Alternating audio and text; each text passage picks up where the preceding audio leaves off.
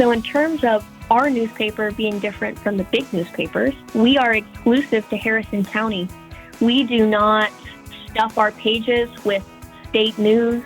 We do not curate national news from other news sources. We do not buy our content. We are very niche to our area.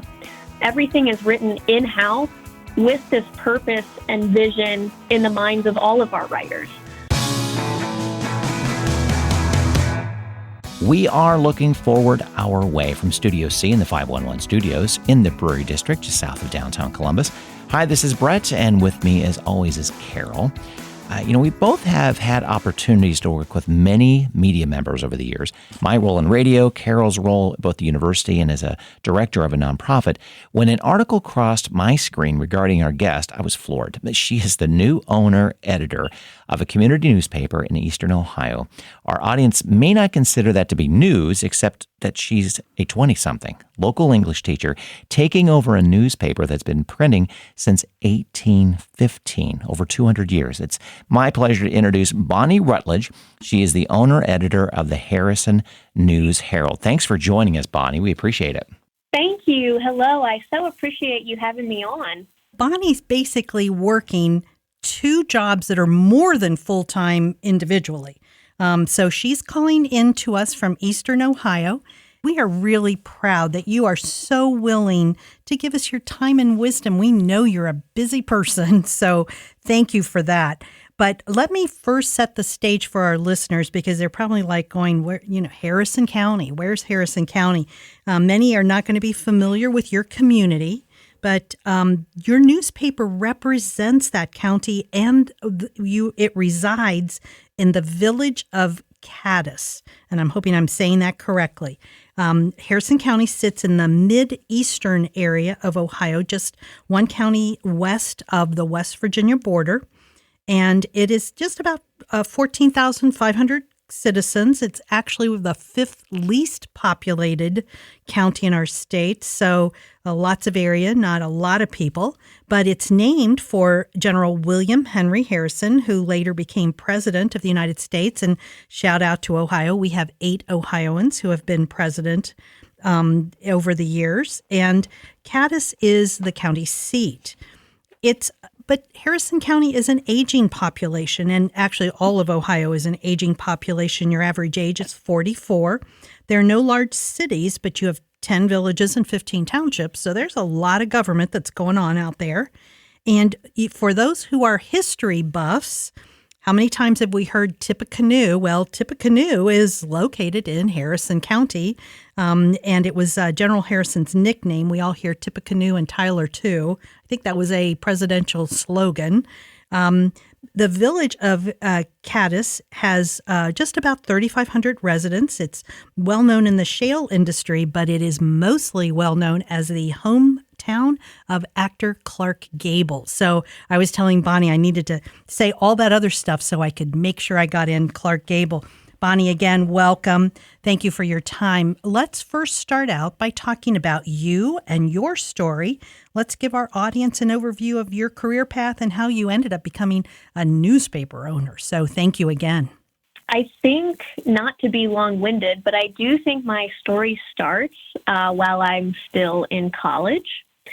I switched my major about 20,000 times and ended up with a professional writing degree about 2 years in. And part of this professional writing degree, which has been such a blessing, was that I needed an internship. So my fiance at the time was back home in my tiny town. There was no way I was going to find a paid internship that was geared toward writing. And so I basically went to the local newspaper and begged them to work for free so that I could fulfill this requirement and be at home over that summertime break. So it was not something I was taking very seriously, but once I found myself in town council meetings and reporting on events and all of these things, I just fell in love with it. And it was so fun. I tell people all the time, you just cannot make up local news. It's funny in and of itself. It's entertaining in and of itself. That's why it's been around forever.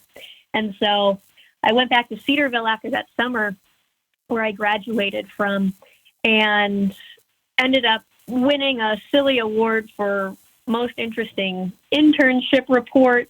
And from that internship rolled into me working on a part-time basis for the paper all through college, when I was home on weekends or over breaks or whatever. So fast forward, when I graduated in 2020, I was really realizing that the newspaper was declining, that, we're running on a skeleton crew. The owner is kind of becoming disengaged. He had been in the business for a long time. And the prospects that he had to buy the paper seemed to me like maybe they had their own agendas. Maybe that wouldn't be the most profitable thing for the county. And I was actually the first person that he offered the business to. So at first I was certainly not interested. He had offered me the business once before while I was still in college. And that just seemed kind of not even plausible. But then after being home and realizing that these issues are, all present, very much in our faces, and that maybe this new owner or this new potential owner of the newspaper could really sway things one way or the other, that made me rethink my decision, rethink my whole career path. And so I quit my job that I got right out of college to take over the newspaper. Bonnie, that, for one thing, it says a lot of how much he must have respected your ability to literally sell you his paper. That is amazing. But also, when you just mentioned that buyers of newspapers have their own agenda, there's been a whole bunch of stuff out there. 60 Minutes just did an article about the Chicago Tribune being taken over by a hedge fund. That is pivotal for your newspaper. Who knows if it would have lasted at all under a buyer that wasn't really interested in the community. Yeah, I count it an honor and a privilege. I do think I was kind of in a unique position. Being so young, I don't have any allies. I don't know a lot of people. My staff is all new, and so we talk a lot about really trying to stay unbiased, really realizing that if we get the full story from someone, we still don't have the full story. We need to go talk to all the sources. So that's definitely something. I know that it's a philosophical argument, even if you can be unbiased in your writing, but as much as we possibly can be, we are so committed to it. We have whole staff meetings committed to it. It's ever present on our minds. And so that's been, I think, a big part of our success. Well, a lot about what we want to do with this episode is not necessarily the story about a newspaper, but also highlighting the value of being a small business owner. What do you think would have happened if you hadn't bought that paper? The consequences for the community overall. What do you think? So on a personal level, my coworkers would have lost their jobs. And, it's a small town. I know them personally. And so that mattered to me. But then on a larger scale, accountability would be lost, for one. Not that anyone's asking my personal opinions on anything, but I do think our local politicians do a great job. It's just that we want to prove that with investigative journalism, not hope for them doing a good job in ignorance. So I think the accountability is absolutely essential. I know that an entire demographic would have been further isolated from the community. A lot of our readers don't even have internet connection at their house. And so the fact that the aging population who may not be on social media, or the very rural members of the community, or even the Amish, part of the Amish community, would have been just farther away from what's going on, farther out of the loop, farther out of that integral thread of our Appalachian community here, our history would have ceased to be recorded. TV stations, we have a TV station. They do a great job. They report on some of the events that we go to as well, but it's certainly not comprehensive, and that's not their goal. That's not their business model. Our business model is to comprehensively record this history that's going on, to record the marriages and the events and the local characters and feature stories. So that would have gone away with the paper. And then also just more lost pride. It would have been one more thing we don't have. And I hate that attitude, right? Because we have so much, and the paper has shown me that. We have a lot. It deserves to be celebrated, and it deserves to be celebrated in this comprehensive, ethical, and unbiased way that the newspaper can provide. Our paper matters, the quality of our work matters, and that specific outlook definitely matters and influences these attitudes and perceptions of individuals on our local community. Bonnie, that is amazing. I'm just sitting here in awe because you have really demonstrated the importance of our communities regardless of size. The big cities take up all of the wind and the air in the room. And this is amazing.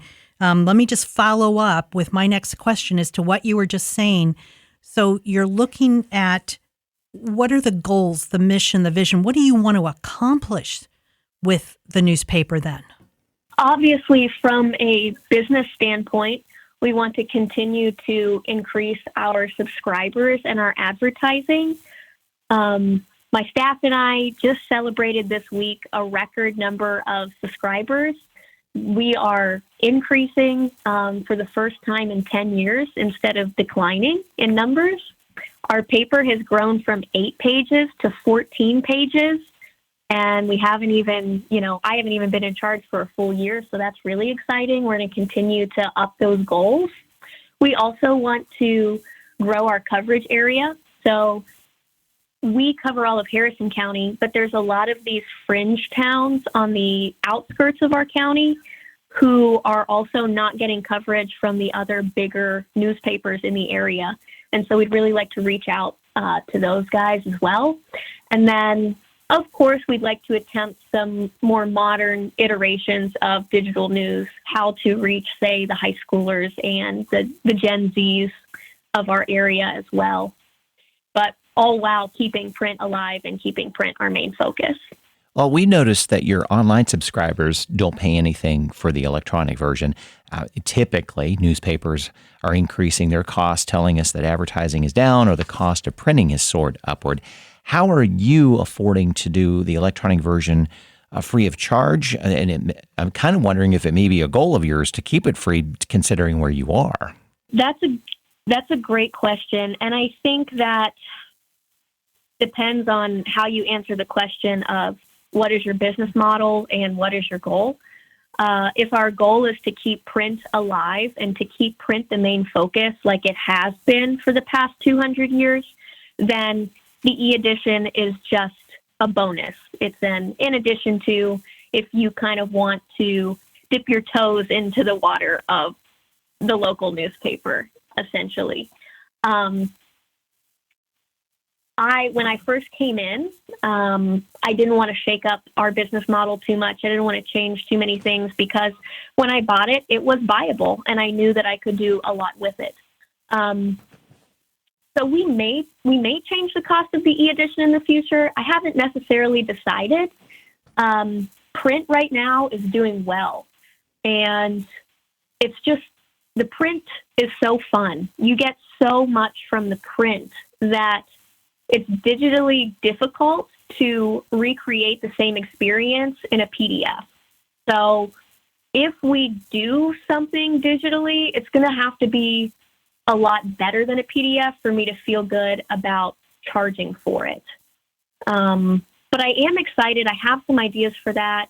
Maybe that I can't articulate very well at this time, but I'm excited to continue to keep print our priority and our focus, all the while kind of innovating new ways to disseminate news, because this is a new problem. This is a new thing that we really could be exploring or discovering for the first time. Yeah, digital is something you really can't ignore, but you got to figure out how to put your arms around it at the same time. Isn't that correct? Absolutely, yeah. And our goal, we want to make news the most readily available as we can, and keep the doors open. And so if online is the only way that a lot of people, especially the younger generations, are going to see the news, then we're going to do everything in our power to keep that as accessible to them as possible. Bonnie, all of the things that you've just been talking about, it's plain to see that the role of your newspaper is critical for your neighbors. You're not just talking about who lived and died and promoting local schools and businesses and highlighting historical events, but you really mentioned you are giving the community a sense of self, a oneness that kind of links everybody together. How do you see this as different than the large city newspapers? I think it's very important to not lump all newspapers together or to not lump all media together, because the goal of social media is different from the goal of television, is different from the goal of newspapers. And I think that people often take a broad brush stroke over all of media and say, well, all of media is fake news and all newspapers are dying and everything is social media and everything does best on social media. And as a Gen Z, as someone who is very acquainted with all of these different forms of media, I think that's very wrong. That's a very vague and inaccurate way to think about things. So in terms of our newspaper being different from the big newspapers, we are exclusive to Harrison County. We do not stuff our pages with state news. We do not curate national news from other news sources. We do not buy our content. We are very niche to our area. Everything is written in-house with this purpose and vision in the minds of all of our writers. They're very aware of our specialty, and we know that in order to be good at what we do, we have to be experts on our area. And I honestly cannot imagine being an expert on anything bigger than Harrison County, because we really sure do have a lot going on, and we're one of the most quaint little counties in Ohio. And so we really just want to focus on this and do a good job on this, because you can't get this information anywhere else. There's just some things that Google cannot tell you, and it's such a fun thing to be able to provide that information. Yeah, you mentioned, and we mentioned earlier, you're part of the Gen Z crowd, and again, that generation's grown up on social media. That tends to be where you get your news. How is that playing out for what you're looking at? I mean, is this a generational change? Is it a pendulum swing? I mean, how do you feel changes will continue over time with new technologies? Actually, how do you tell and convince your fellow Gen Zs that read the newspaper? It's cool. Yeah, compared to, going to social media and getting their news. I think it might be a little bit dangerous if I step into the shoes of a social commentator. But what I have noticed with my friends and with my students, my high school English students, is that we are so disengaged.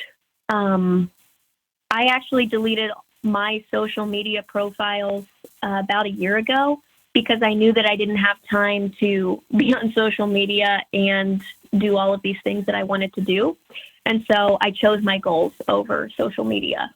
And I feel that that's something that a lot of people aren't willing to do right now. But that's beside the point. I just feel that we're living vicariously through others, through the people on our feeds, instead of experiencing life ourselves. And that's not motivating. you think you see a pretty girl or one of your friends on Instagram doing something cool and wow, that's motivating to me. I want to do that. Well, no, you just sit there on your couch and feel bad about yourself because you're not doing that or you're not looking like that. And so not that social media is a bad thing necessarily, but I think can be really devastating to look at this globalized talent and then overlook everything big that your local neighbors and, your local community members are doing. And so something from a social aspect that the newspaper is doing is showcasing local talent. We're showing people these micro heroes, these small business owners who are putting their livelihood on the line to make a go of it. And I found, even just with our readers in the past 8 months, that when people are doing it, when people are taking risks and succeeding in your backyard, you can too. So I think socially, that's important to take into consideration with Gen Z. Also, kind of pivoting a little bit into, well, is print going to die? People ask me that a lot with the newer generation. We've digitized all of our college textbooks, and the majority of college students are still buying or renting hard copy textbooks. So we've had the technology to digitize print for a long time now, and we're not doing that. And we're even moving farther and farther away from that, it seems. So I'm not worried about print.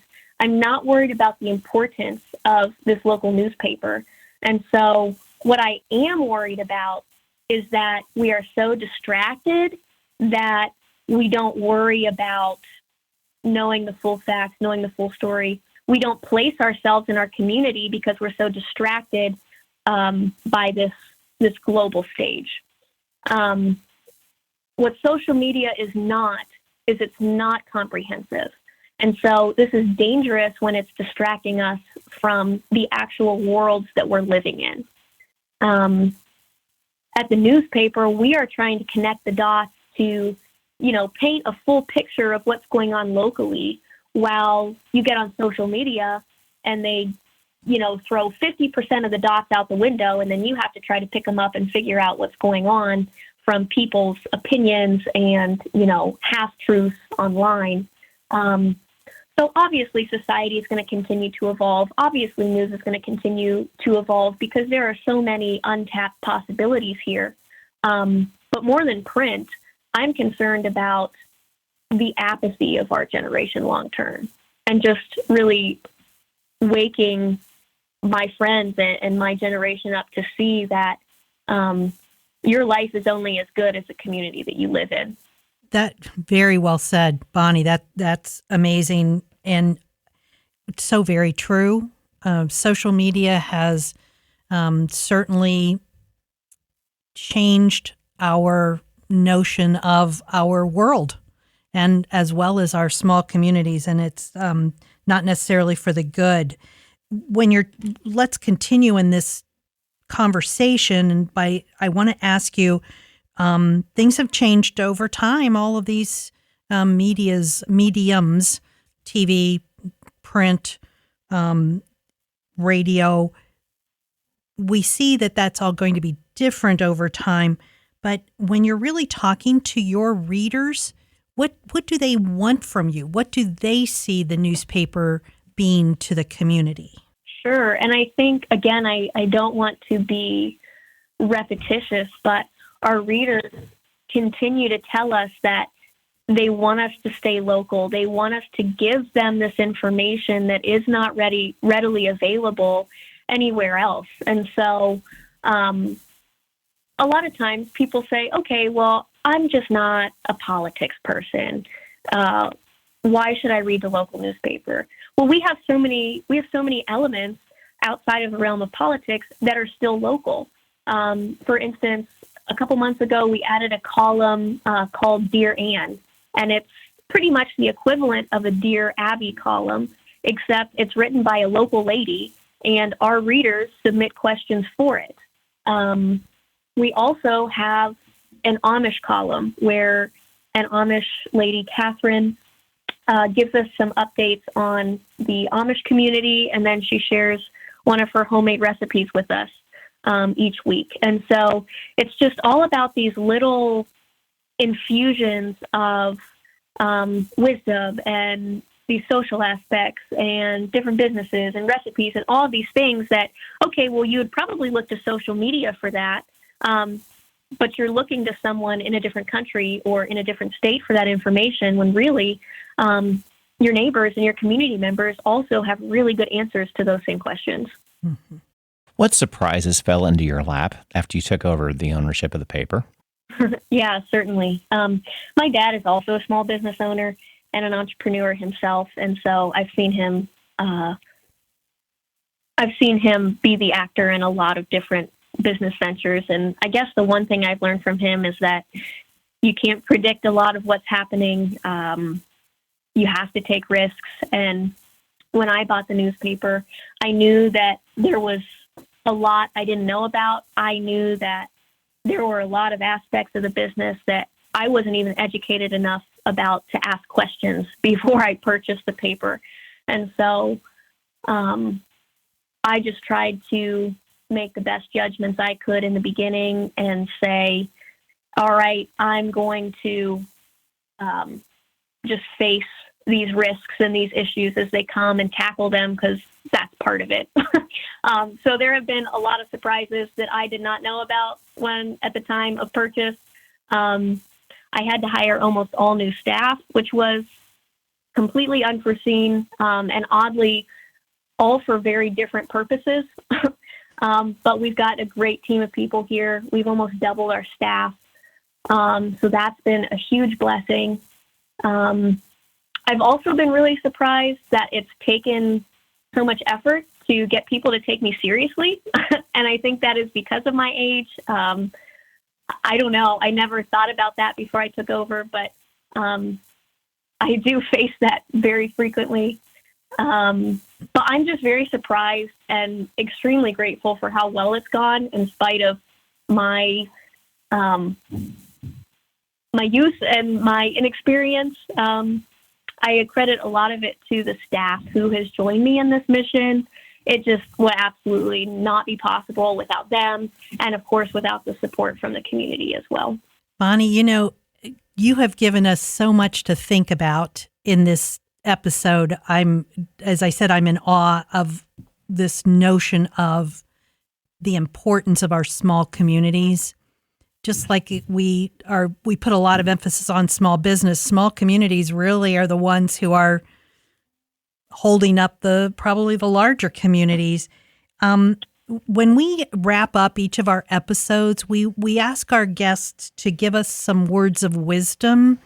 And so part of me is asking you, tell us what would have happened in your community had you not bought the paper. We have a little bit of an idea of, from some things you've said, but let's hear those last words of wisdom that you have for your community and our audience overall regarding this important work you're doing.